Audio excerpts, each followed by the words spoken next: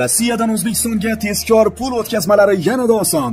Milliy Pay, Visa yoki Mastercarddan Humo yoki Uzcardga muammosiz pul o'tkazing. Buning uchun Play Marketdan Milliy Pay ilovasini yuklab oling. Humo yoki Uzcard raqamlarini kiritib, o'tkazma summasini yozing. O'tkazish tugmasini bosib, yaqinlaringizni xursand qiling. Undan tashqari Milliy Pay ilovasi orqali kommunal to'lovlar, uyali aloqa operatorlari, internet provayder, televideniya, IPTV va davlat xizmatlari uchun ham to'lovlarni amalga oshirishingiz mumkin. Milliy Pay, Rossiya va O'zbekiston orasi bir qadam. Assalomu alaykum hurmatli tomoshabin.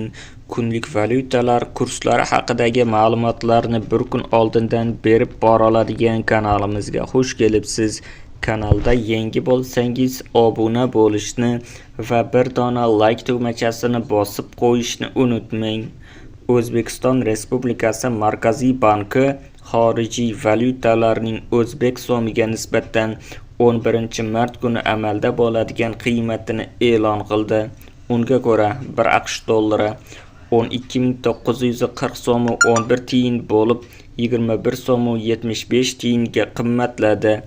1 yevro kursi 14.055 so'm 55 tiyin bo'lib 103 so'm 72 tiyinga qimmatladi. 1 Rossiya rubli 145 so'm 62 tiyin bo'lib 97 tiyinga qimmatladi. 1 qozoq tengesi 26 so'm 34 tiyin bo'lib 32 tiyinga qimmatladi.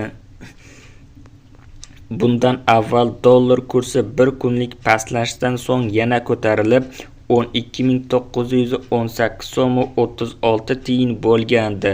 Yevro va rubl kursi ham ko'tarilgandi. Videomiz yoqqan bo'lsa like bosing, kanalimizga obuna bo'ling. Manba daryo.uz sayti.